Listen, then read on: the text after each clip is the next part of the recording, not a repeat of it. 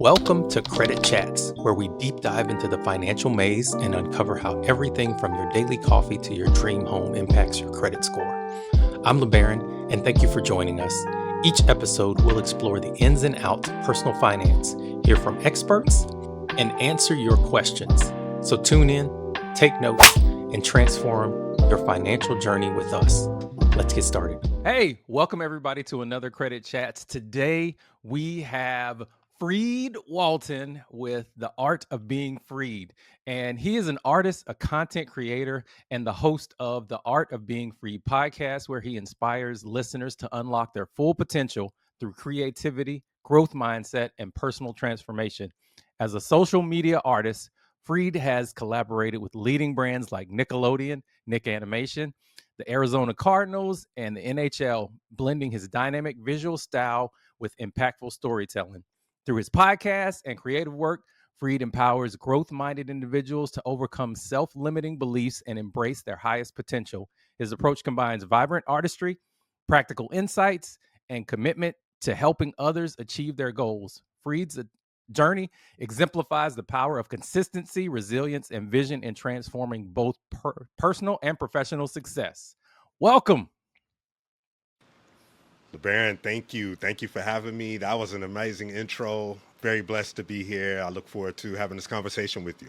Yeah, absolutely, man. Because I've seen some of your lives where you invite us to come along with you on your journey when you on Saturday mornings when you start drawing your cartoons and think well, not always cartoons, but when you're drawing. So on Saturday morning. So I've enjoyed just watching you because I used to be an artist a little bit. I used to draw a little bit. So I understand just like with the graphite pencils and the kneaded eraser and stuff like that, switching it to the digital part.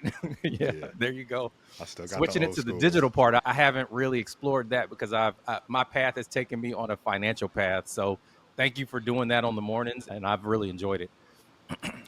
Appreciate you. I feel like once you start any type of art, even what you're doing now, like the creativity with your shot and the perspective, it's a one Yeah, point perspective, how everything's coming out. That's creativity is creativity. So that's how I look at it. And I good. appreciate those kind words. And my wife got me this backdrop, and Okay. I started looking up like, oh, where is this? Where is this? So I finally found where it was. I know you guys can't see it right now; it's blurred, but it's New York. But it kind of looks like it's a corner of New York. Just looking at the backdrop because I wanted to have something that was that was easy on the eyes, and also included my brand colors. So I got the lights and all that good stuff. But let's get into it. Can you start by sharing your story and what led you to become an artist, content creator, and podcast host? Yeah, so the story really starts as far as an artist. I've been drawing my earliest memory of me creating art. I was 2 years old. Mhm. I was drawing like bees. I remember drawing in the Bible and I got caught. My grandma was like, "Don't draw in the Bible. What you doing? Don't write in there." I didn't know. I'm a little kid. Yeah. It was a red Bible. So that's my earliest memory of drawing. My father is actually an artist and a musician, Okay. and he played the saxophone. So another early memory of me getting into art, he was watching Purple Rain, and I was playing with the saxophone with my Star Wars toys, and he Yeah. was painting. I'm watching him paint. I'm looking at Purple Rain. I got Star Wars. I've got all these influences. So I grew up in the 90s, 80s, 90s. And at that time, there was just a lot of creativity was really flowing, especially in the 90s. Yeah. Nickelodeon was a real big deal. And I remember as a kid, everybody used to tell me, "You're going to work for Disney. You're going to work for Nickelodeon." Disney was like the main thing. And I really leaned into that and I started to believe it. And even when it didn't happen as I got older, I still drew. I found ways to stay creative. When I was in college, one of the ways that I met new people is I would sit in the middle of the cafeteria or whatever, the lunchroom. Huh? Even in high school, I did this, but specifically, I remember in college, this is how I made money. I'd sit in the middle of the lunchroom and I'd start drawing. Hmm. And all of a sudden, and I was drawing like R&B singers and I like to draw pretty ladies of the Yeah. 90s coming up, so I drew a lot of Who Lauryn doesn't? Hill and right, yeah, that's all I would draw. I laid them all of those like real pretty ladies, but people Yeah. would gather around me and ask me if I did not cartoons, tattoos. And I started to do tattoo designs on the side. So Okay. that was my intro into making money from art. And fast forward all these years later, and I get married. I've been married for almost 20 years now, and When my son was about to be born, I was like, I got to learn a new media. So I started to look into learning digital art. Yeah. And that's when I got into Adobe products, the Adobe suite. I started to really dig deep into Yeah. animation. I actually went to school for animation and filmmaking. That's what led me from Fresno, California, where I'm from, Hmm. to Phoenix, Arizona, where I'm at. And I've been in Phoenix for well over 20 years now. Right. And so I continue to get really good at just honing in on my craft of digital. I would go back to traditional media, and I created a page called Call Center TV. It's on Okay. Instagram, it's still up. And what was behind the inspiration for that page is that I wanted to make a cartoon based on my years of working in corporate America. I worked at Okay. call centers for a long time. So I have all Yeah. these crazy stories. It's like a mix between Friday, Office Space, and Family Guy, Mm. my own personal flair on it. I started to put these cartoons out, gained a lot of traction. Call Center TV page blew up. I started to do more nostalgic art. So Bugs Bunny, Nickelodeon, Yeah. heavy on the Nickelodeon characters. That's when Nick Animation stepped in. They started sharing my art. They started to collaborate with me. I started to collaborate with them. My art's at Nickelodeon. And that's what really made me believe, hey, I could really do something different. I don't necessarily have to go move to LA Yeah. to go. Is everybody will tell you, got to go to LA, that's where it's at. And certainly I considered it, but I would wanted to pave my own way. I always have a knack for finding my lane within what's supposed to be expected of you. That's what's expected, but here's what I can do. And I'm really good at making relationships based on my sales skills and just expertise. Been in sales for some. Yeah. So from there, and I'll land. I'm playing on this piece of the story. Call center TV, it blows up. I get all these relationships, connections with people of influence, and I ended up losing my mother. It's Oh been man. about 4 years. Yeah. And so I lost my mom. And right around that time, I was connected with someone at the Arizona Cardinals. Hmm. I'll never forget this because I lost my mother and I had this feeling of, okay, I'm gonna just quit making art. What's the Yeah. use? Like you really question your own mortality and what am I doing with my time? Yeah. Like I'm not gonna be here long. I was really in a deep, dark space after Hmm. losing my mother. And literally a day later, the Cardinals hit me up. Hey, we want to put your art out. And this was the last time they went to the playoffs. So this is when they were good that year. I think I had something to do with that. Yeah. So they put my art out, and it was bittersweet because I of course wanted to tell my Yeah. mother, You want to but I share it? felt Yeah. like that was like a divine message from her, Yeah. like, yo, you're not gonna stop doing art. This is what you're meant to do. Yeah. Months later, actually the next year, I had the opportunity to give feedback to some people who wanted to start their own podcast. It was really good feedback. They were like, hey, we want you to be our manager. And how do you do this? How do you do that? And I was like, maybe I could do my own podcast if it Hmm. looks that good. I've been doing Zoom calls since 2015. I know how to do the cameras and everything, the backgrounds.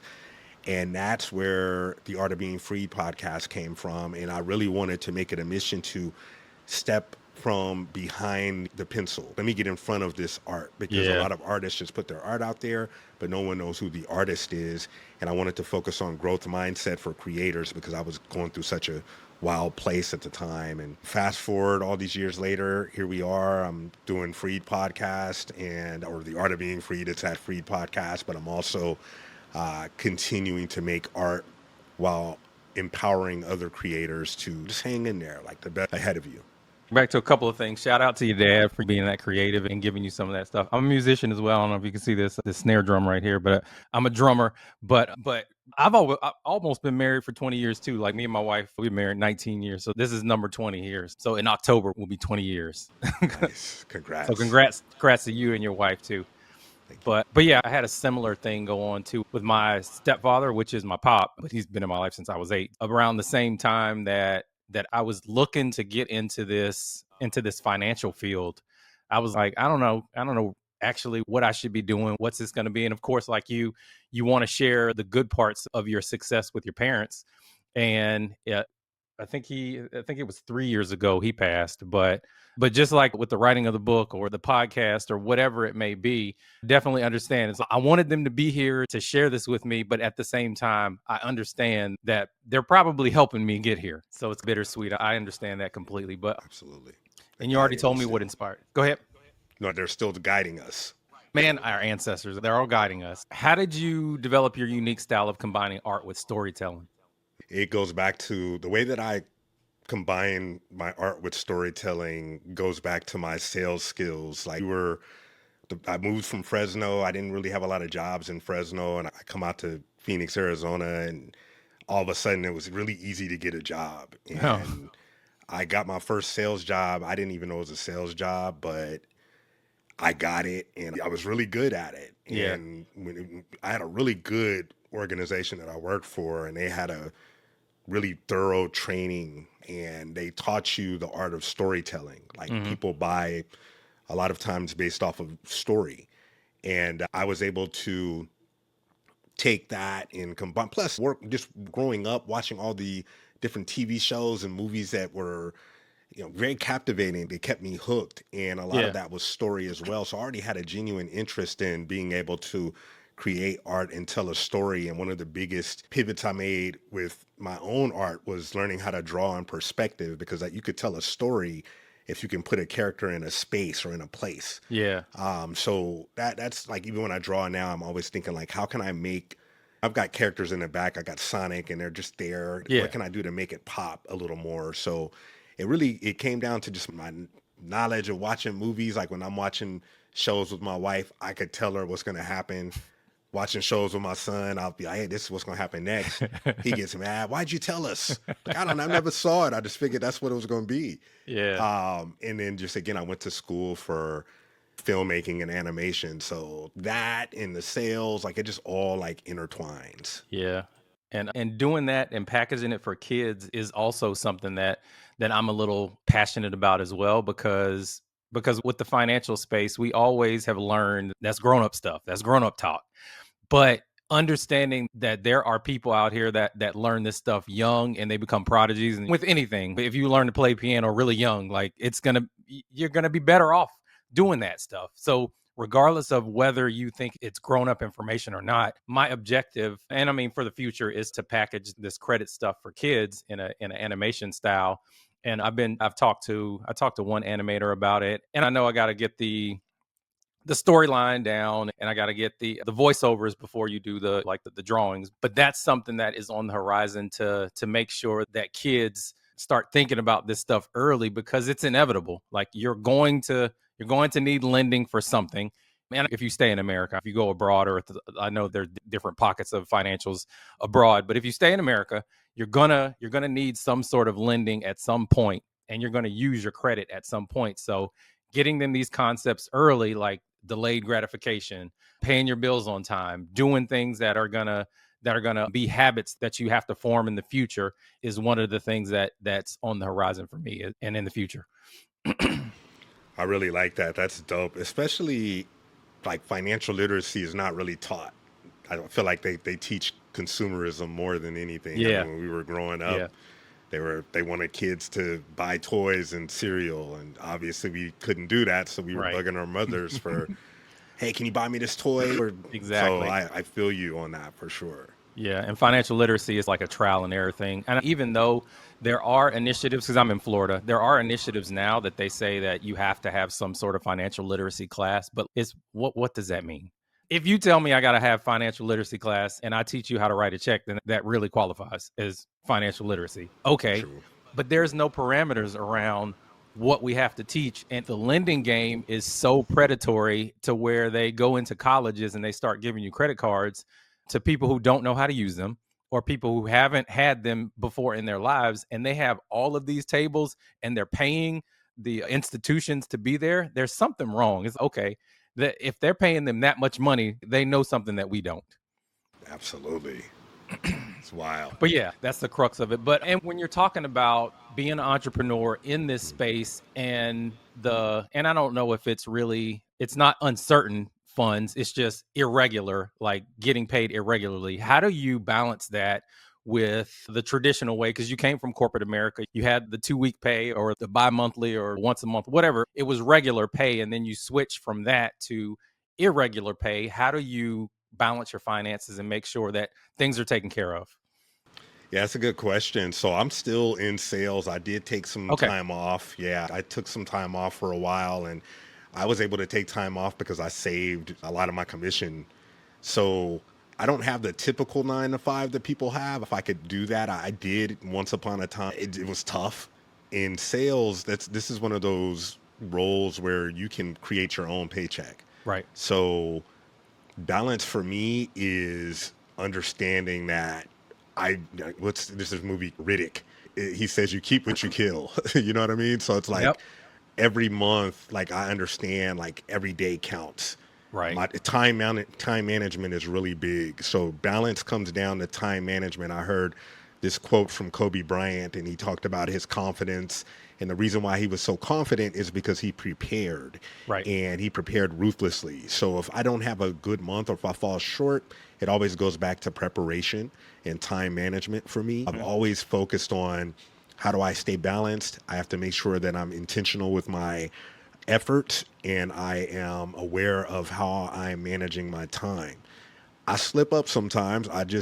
We binge watched a show on Netflix, my wife and I, last night. It was the end of the month, and I was like, let's put it on this show, and all it was 2 in the morning.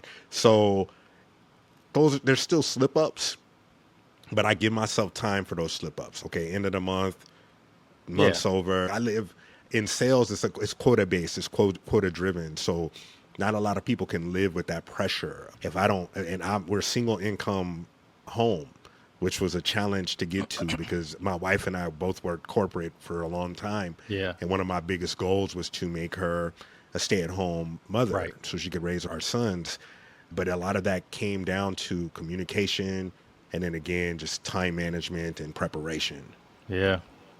Yeah, good deal. And I think as people that tie our worth to how much we're making, I think we get into the vein of okay, if I'm not producing, then my worth is tied to me not producing. But and I know we need rest as well. Like there are times where we just need to disconnect. We need to rest. And then I've found that the times that you rest are the times that you solve your problems the best too.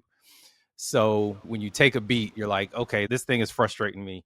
And you just disconnect from it, you go somewhere else and you leave it to the universe to drop you the solution, then you solve those problems a little better than that, but a little easier when you're not thinking about it. So that's what I found. But yeah, good. Kudos to you and your wife just making that space and then being there for each other as well. But and I'll segue into this because of you saying you binge watch. How do you stay focused as a creator in today's distraction filled world? Yeah, I look at things different now. When I'm watching something, I'm watching with intention as a creator, as someone that has a cartoon Yeah. that wants to continue to create, that is continuing to create. Mhm. I'm looking at different shots. I'm noticing Research like, now. yeah, it's not as a kid, I'm just watching just to watch. When I watched the Chappelle show, I was watching to Yeah. laugh. I wasn't watching for the writing and for the timing or the shot, the just a setup of a joke or a scene. Like now I'm watching with the idea of, hey, maybe I could do something like this. My Yeah. wife and How do I my wife, transfer this into what I'm doing? yes, absolutely. And even I'm watching my wife. There's a scene where they're going to some extravagant party. My wife just got back. My wife and I just got back from a big party, and Uh-huh. she was the star there. So like, I'll remind her, like, hey, Nice. you can get it in front of the camera now. You know what I Yeah. mean? So it's like I'm that guy that tells everybody that they could star in movies. I did TV for a while when I did quit corporate, Yeah. so I noticed things. And staying focused again, it just comes back to time management. Like Mm. I'm not someone that binge watches all the time, Oh, yeah, yeah. but Me I either. do yeah, but it happens. There are Yeah, times. there really are. There's like something like this. The show we watched last night, we were just going to watch 1 or 2 episodes, but Uh-huh. it happens. And also, I'll still find time to draw during those times or storyboard, Yeah. maybe jot some notes. What can I take from this time? Right. And I also look at if I'm hanging out with my wife, that's like quality time to me. Mhm. And I've learned to pull out of the whole time thing when I'm with people that I love. Yeah. That's not really time. Like we're Yeah. We've been together for a long time. This it's no time. It's celestial at Right. this point. You know what I mean? So it's like I Yeah. don't need to think about anything else because I'm with the person who I'm meant to be Yeah. with, and it's all going to work out for the greater good because we're supposed to be here. We're supposed to be together, having this time together, Yeah. and something great's going to come out of it. So that's those moments. And that's the semantics of spending versus investment. Because and when you talk about that, like when it's with somebody you love, that's an investment into your relationship. It's not really spending time with somebody because spending is more so I'm letting this go and it's never coming back. But when you invest in something, you know that this is for the future or this is for something that's going to be greater than what this moment is right now. But you've been dropping some gems. I hope people understand like these bars you're giving here. But when you're looking at things with intention now, and I do the same thing too. So when I'm looking at these shows, and I've been in some TV shows as well, but when you're looking at these TV shows like now, I'm looking at it for the shots, how they set them up, how the storytelling goes, because we were talking about before we started that I'm getting into public speaking to get this to high school, junior, seniors, and college kids. And if I'm going to get this to them the same way it like a credit card appeals to them, it appeals to their want to get these things. So I'm going to have to do the same thing if I want them to adopt these methods. I'm like, okay, I understand that you want that credit card for that cell phone right now, but are you understanding that this is going to impact you being able to purchase a house and be out of your mom's house? So when you're tying that stuff together and you gain the insight from other people who are doing it and have been successful at it, then it's not really wasting your time, it's investment. Absolutely. And that analogy of buying a cell phone versus buying your own home, that's perspective.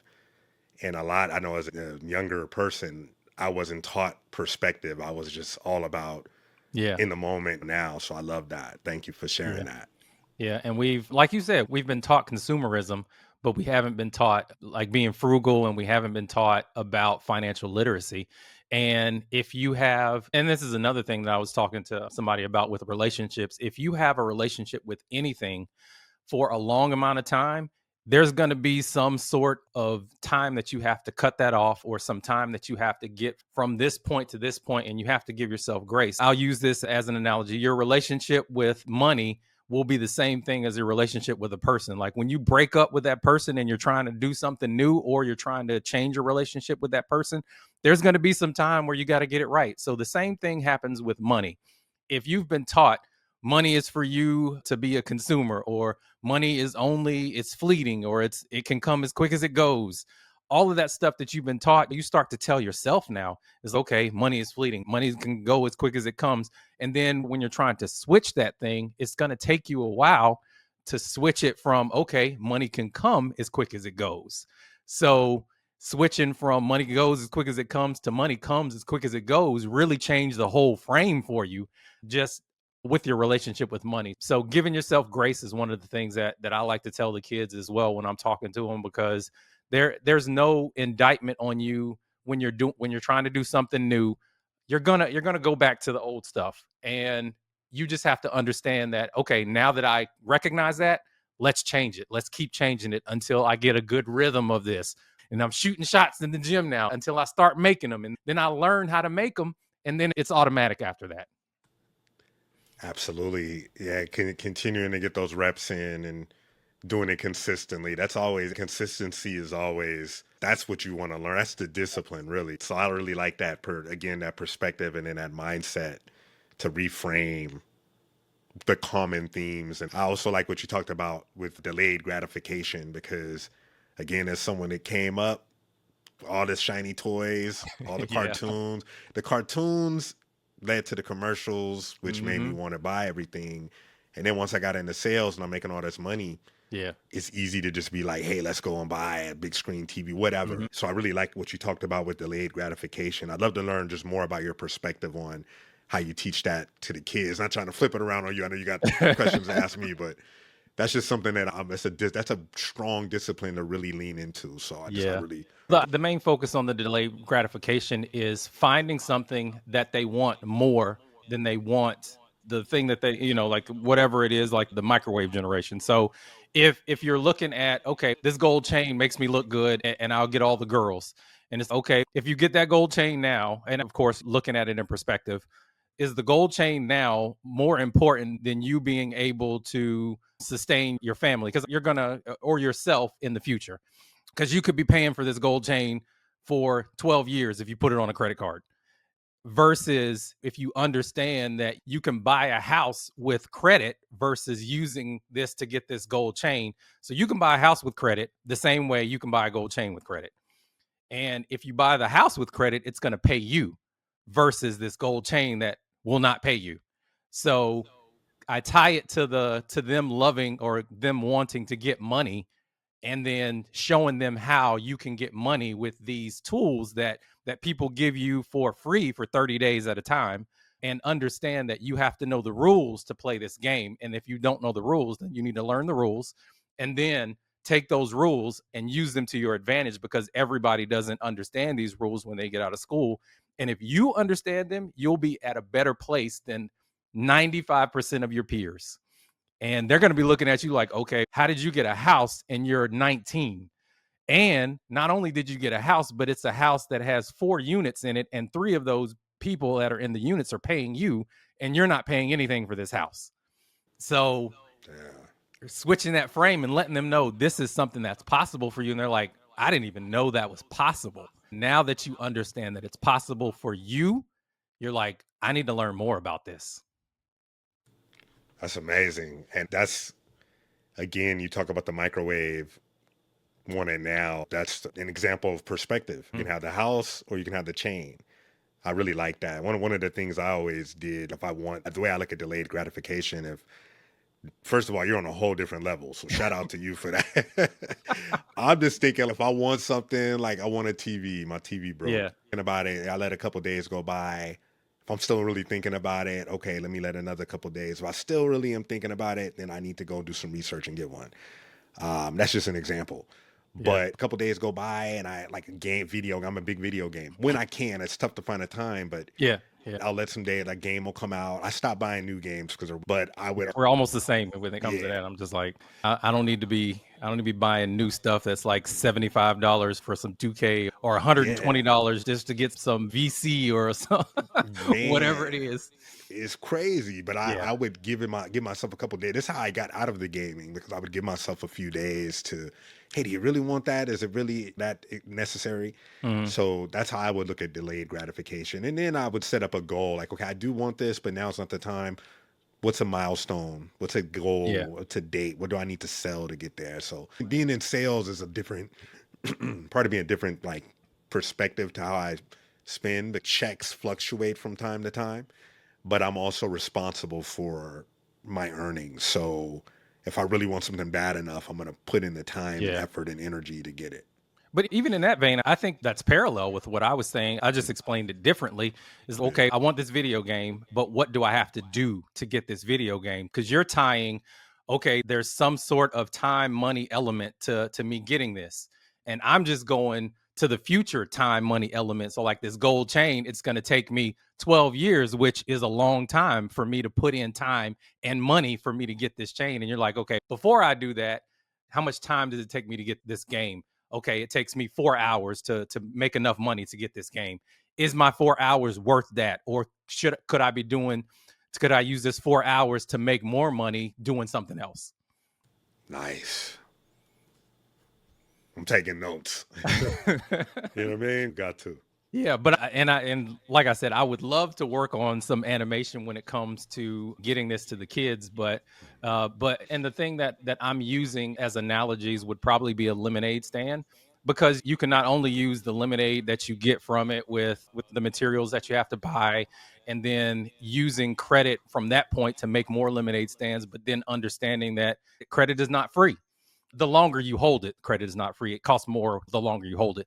But the thing before that is growing the lemons. So if you plant these seeds and you grow the lemons and you use all of the lemons to make lemonade, and you're not planting more seeds, then you're not going to get any more lemons. So Mm, how much of it do I need to plant? How much of it do I need to harvest to sustain myself? And then using that as an analogy with money, because how much of it do I need to save?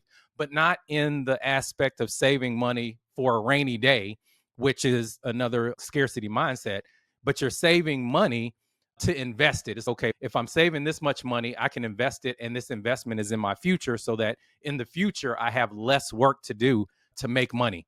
That's the vein that I want to go in when it comes Okay. to getting this to kids, but using those micro concepts. You already know how to plant things. You already know what a lemonade stand is. You already know what money is. So let's use that to build on those concepts to get your mind to think other things. And you don't even know you're learning it now.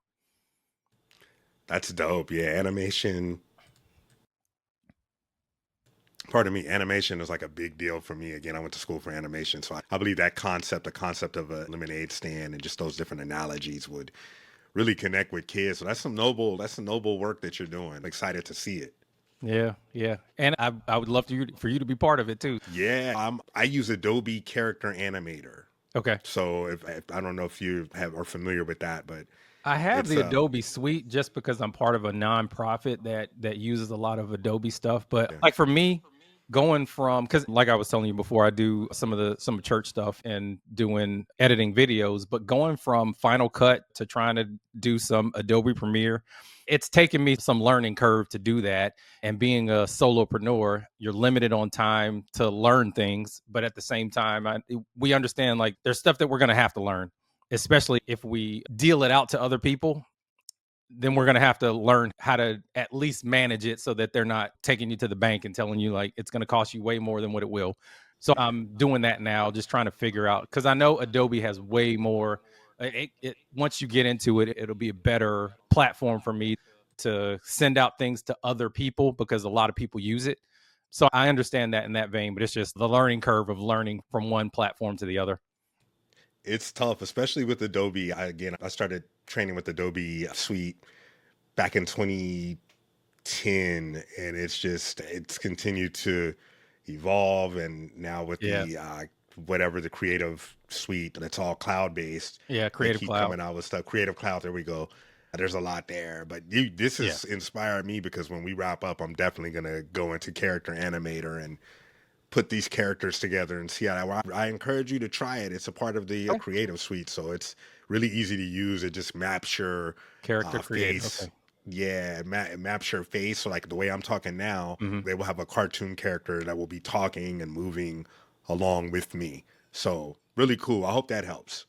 Yeah, yeah, it definitely Yeah, does help, and it might get me to the place where I can do enough of it to make some money on it, and then pay somebody else to do it. that's it. Yes, yes, sir. Yes, sir. I'm still learning it. I'm just about there. It's just a matter of putting that first Yeah. puppet together. So yeah, I'm even looking at how to include some of the Bible stories into it as well, because the Bible has really, regardless of what your religion is or what you believe the Bible is or is not, it has some really good concepts in it, and there a lot of the Bible is about money. So for me to take those concepts in the Bible and talk about some of that stuff, it's kind of like cheating.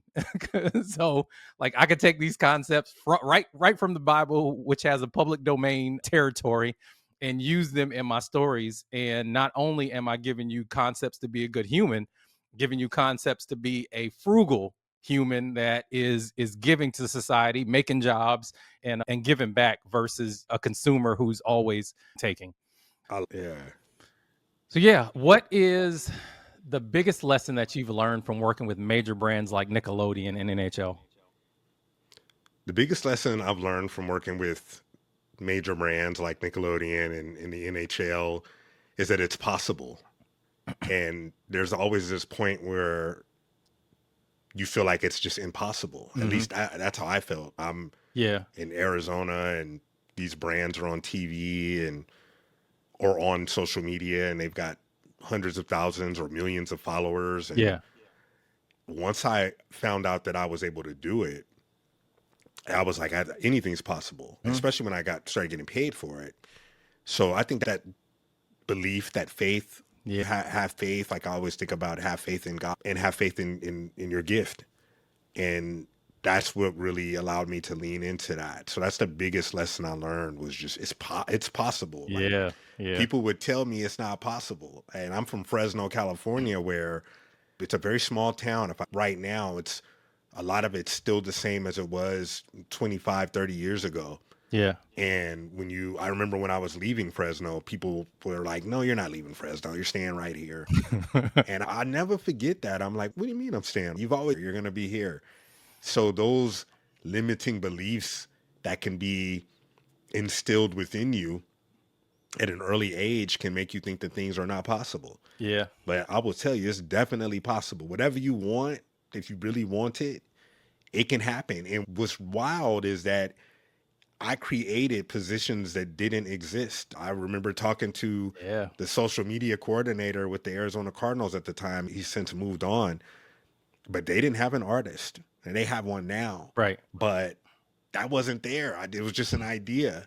It was Yeah. like they were like, "Yeah, we'd love to do something like that." So possible. Yeah, That's my and you biggest create like. your own lanes in some of those Yep, places, and I've done that too. Even in the government, I created my own lanes before I exited the government, but just some of those same concepts of believing it's possible, that's the first thing that I teach when I'm teaching the adults that I'm teaching, because I do a 6-week challenge with adults to help them understand their own credit, but the first thing that I teach is mindset, and if you don't believe that it's possible, then it won't be. Like, whether you believe you can or you believe you can't, you're right.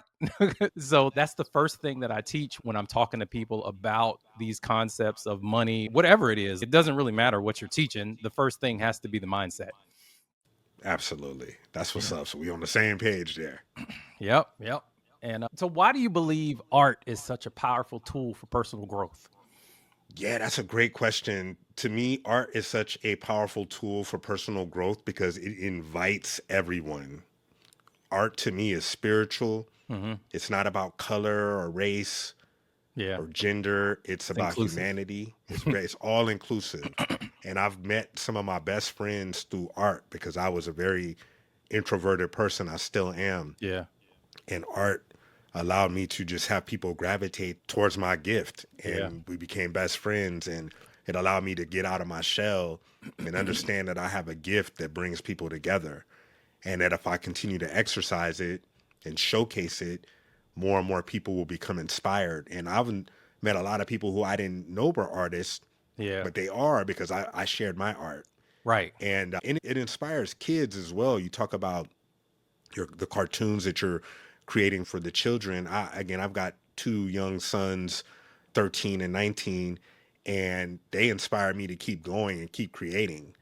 And they keep me young. They're very vibrant, and it just allows me to continue to create and understand, like, as long as I'm creating and sharing my gift, my sons first and foremost will be inspired. My youngest is a musician. He draws as well.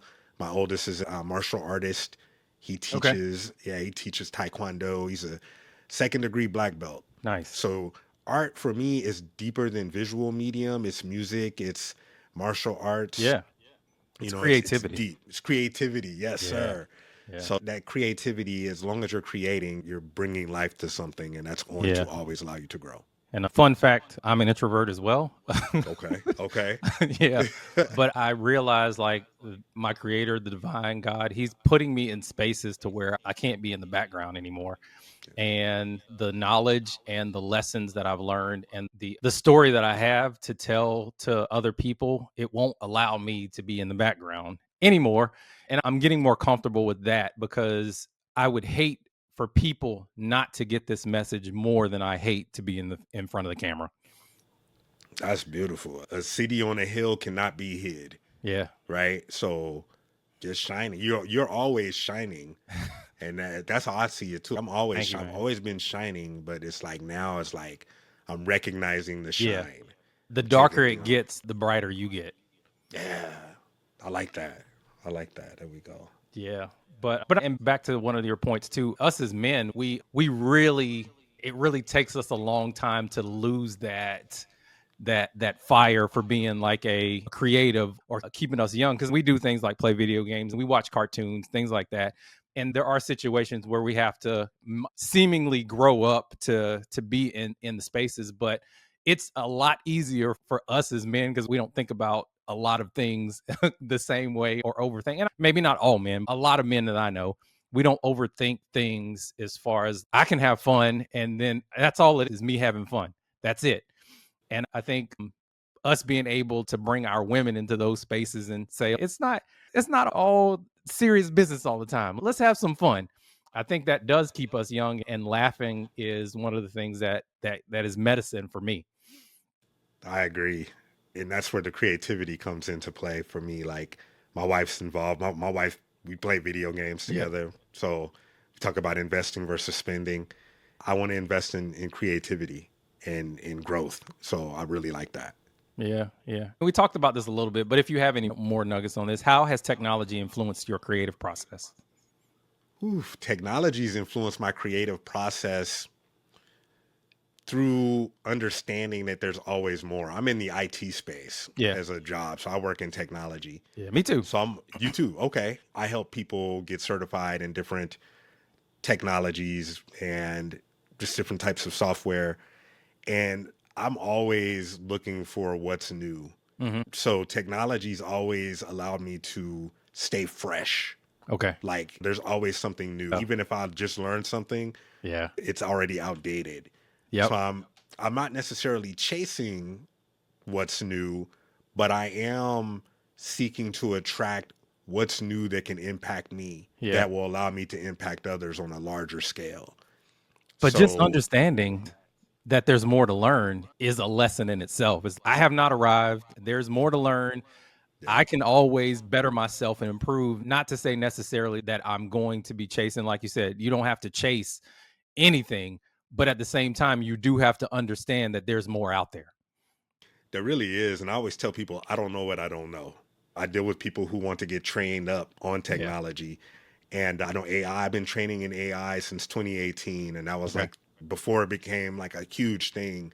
That's really my passion, was learning that, just how all that. And I'm big into technology. So I'm always going to lean into that. I was doing Zoom calls before Zoom calls were big. I sound like an Yeah. old head now, like back in when I was doing Zoom. Yeah. Yeah. But it's one of those things where I want to teach my kids more about it. They're not as tech savvy, although the schools are leaning more toward that. I Yeah. noticed my youngest, he's getting more into it. He's starting to create content. So I'm teaching him how to use the cameras and Hmm.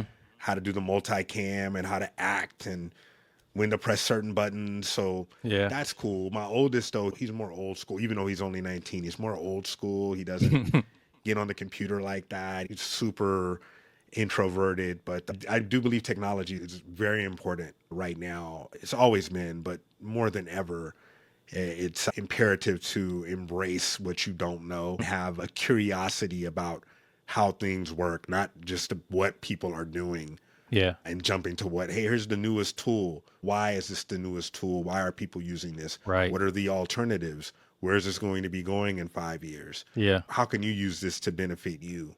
So I'm always about the who, what, why, when, where, how And when it those comes to technologies. those curiosity questions are what I think this next generation is lost in, because even in the credit space, there was a little while back where people were using essay for to get things off of their credit. And you're like, you can't, human trafficking that's serious. You can't use that to get things off of your credit and lie to people and think that you're not going to get caught about it. But that, and then that you're not going to get caught about it, but that, and then and you use cash another one to get it. And honestly, what it amounted to is catch me if you can type thing. Sheesh. So when you don't do your research on stuff like that, or you don't ask the relevant questions and be like, okay, is this the new thing? What are the setbacks, and what are the pluses and minuses for this? Because even in DeepSeek, the new AI, there are pluses and minuses for that. And I saw a guy, he put the terms and conditions into Chat GPT and said, what do I need to look out for with some of this stuff? And it told him there were some privacy concerns about the DeepSeek privacy part of it. And if you don't do that research and understand, okay, if I put it, it's recording my keystroke patterns, and it's not like, inherently you're like, okay, who cares about that? But that's a form of bioengineering when it comes to what you do and how you do things. So understanding that this stuff has a risk on it, and understanding that you need to ask the questions to make sure that you're covered on bases only protects you in the future. Yeah, it might slow you down for a little bit right now, but there are a whole bunch of people that have gotten into terms and conditions and not read it, and then now you're bound to to giving up 95% of your earnings because you didn't read it. True. So I think that's one of the things that we have to teach our generation of kids that are coming up now. Read the terms and conditions, because everybody puts them in there and they're telling you exactly, just like Trump. He tells you exactly what he's going to do. So you can't be surprised when he does it. Yeah. I'm going to get in office and I'm going to punch everybody in the face. And then he gets in office and he punches everybody in the face. And you're like, I didn't know he was going to punch us in the face. Like, he told you he was going to do that. True. And with Trump, that's another story. When you yeah, he's We got on another one. 7 hours, huh? Man, he's on one. But with you said something very interesting. It's daunting to read these long paragraphs. But use AI. Hey, I want to learn more about this. I don't have time to read this. Copy paste or even upload the picture. Yeah. Summarize this for me. Yeah. As if I'm 5 years old. What do I need to know? Because there are really no excuses anymore. You have everything that you need to learn and to know. So Yeah. I like that. To be more efficient with it too, because Yes. that's the whole way I wrote this book. Don't Fix Your Credit. So Okay. the way I wrote this book, which is not, it's not a long book, and it doesn't have a whole bunch of big words in it or anything like that. There's a lot of pictures, a lot of places where you can draw bees in here if you want to. The way I wrote that book was through AI. So yes, you have to be an expert on the stuff if you're going to do this, but using the tools that are efficient, that make you more efficient, doesn't mean that it's going to take over your job. It's going to make you more efficient at doing your job. So you got somebody who's writing a book traditionally versus, both of them are experts. Somebody who's writing a book traditionally versus somebody who writes a book using AI. And this one says you're cheating, but this one has 4 books out by the time you wrote one. Nobody cares if you used AI to write the book. All they care about is, are you giving them the information that they need for whatever? Is it timely? Is it relevant? And that timely piece is what makes you more marketable than somebody who's saying you're cheating. But and it was the same thing with music. It was like, you're cheating using computers to make music, and like, I'm gonna keep cheating because it makes me more efficient. That's true. There's always something, even with Photoshop, when Photoshop came out. Yeah, that's digital. You're cheating. Yeah, So it's exactly. always been that way from analog to Yeah, digital. There's always going to be that group that's no, we just gotta stay here, yeah, conform to what's been. But you talked about technology and growth. That's an amazing example of how to use it, because now you have something that's tangible that you were able to get out yeah. just in time. That's relevant. So kudos. Yeah, and the same thing with concepts and moving, because like religion as well. I think, and forgive me if the quote is completely messed up now, but I think they said something like, the old generation always tries to stop the new thing from happening. But, True. and I mean, that's traditionally what's always been. And for us in the, and I guess I'm going to date myself, in the older generation, I think we're changing our mindset to a little bit, to understand that we don't know everything. And the Bible says this too, like the older generation, and I'm paraphrasing, but it says the older generation needs the younger generation, just like the younger generation needs the older generation, because the older generation has the wisdom, but the younger generation has the energy. You need both of us to carry out this stuff. They need to listen to us, and we need to let them run. Each of us needs all of us. And Exactly. yeah, Same thing with men that's and women. They pit us against each other, but it's like, we can't do the stuff that we do without women, and women can't do the stuff that they do without men. yeah, It's that's just, it just is what it is. We need to get together and understand that we need each other.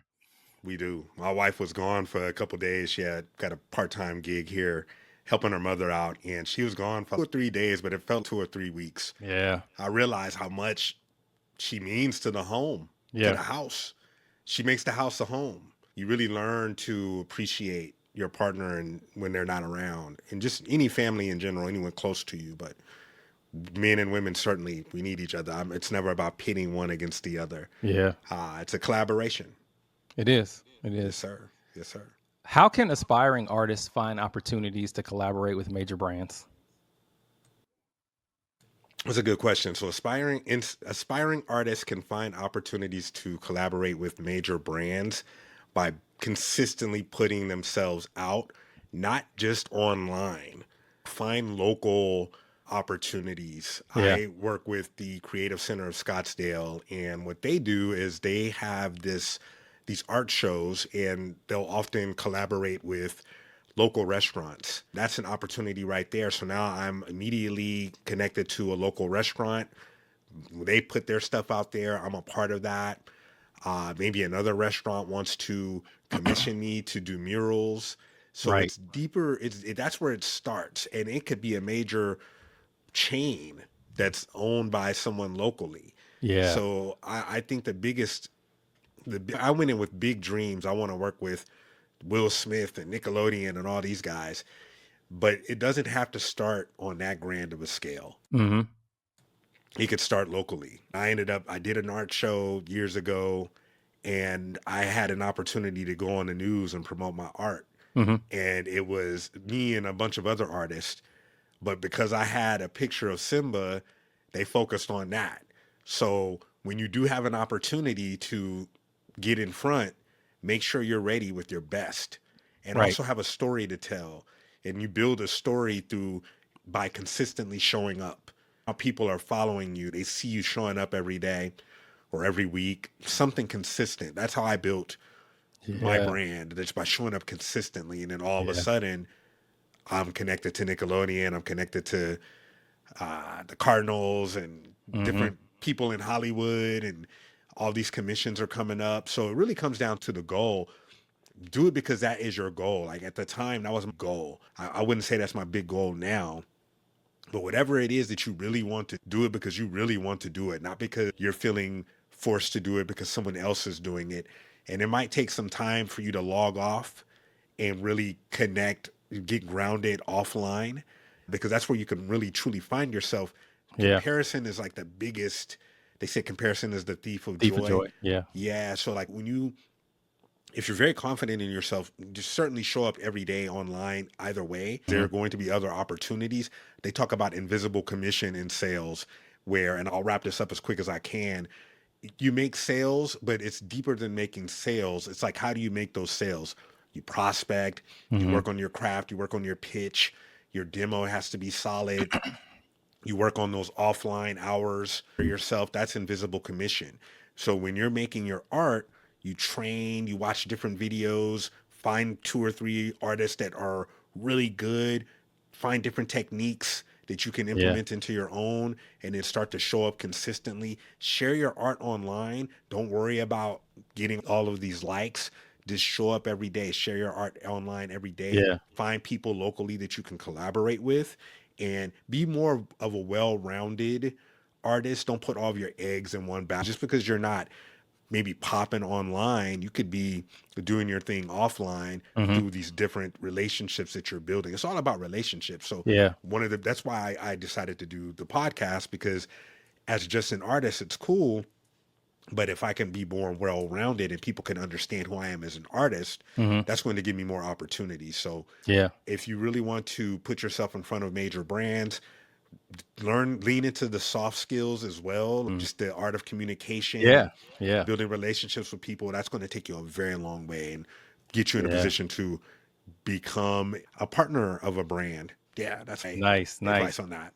So let me summarize that then. You said don't compare yourself to anybody else. Like that is number one. And I teach this as well. Like your lane is your lane. People are gonna buy what you have because of you, not because of what the actual product is.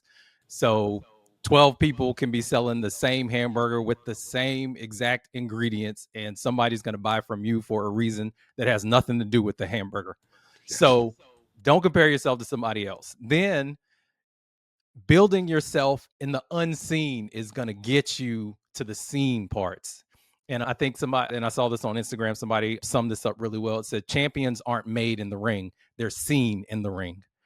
So Mm, the 25, 30, 15, whatever it is, hours, years, minutes, whatever it took to get you to that point are what's making you the champion or what's making you because and they use Usain Bolt as an analogy. There was like he hasn't run on TV or in front of everybody for more than 10 minutes conglomerately. But you don't know what he's been doing in outside of the time that we saw him. Like, he's been training for this, and the time that he broke the record wasn't the first time that he broke the record. It had to happen over and over for him to do it when we saw him do it. So don't diminish the time that you have to perfect your craft, to build yourself up, because when you get the opportunity to do it, it's just going to be people seeing you do it, not that you learn how to do it in 10 minutes.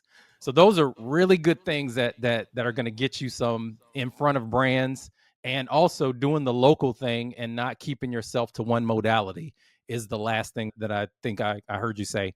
So just making sure you're a local person, and you're helping your community as well by giving them some outlet, giving them something that they can focus on that's not so heavy, like as art and whatever it is that's going to help you. So those are really good things. Like, where can people find you though? Just tell me what your handles are so people can find you. Yeah, first of all, I very much again appreciate you having me on here on your platform to talk to your audience. This has been a really great conversation. I lost track of time. People can find me. You can find me on Instagram at Freed Podcast, Huh? and I do have an art page at Call Center TV. I'm doing weekly art live drawings on Freed Podcast, the Freed Podcast page, every Saturday.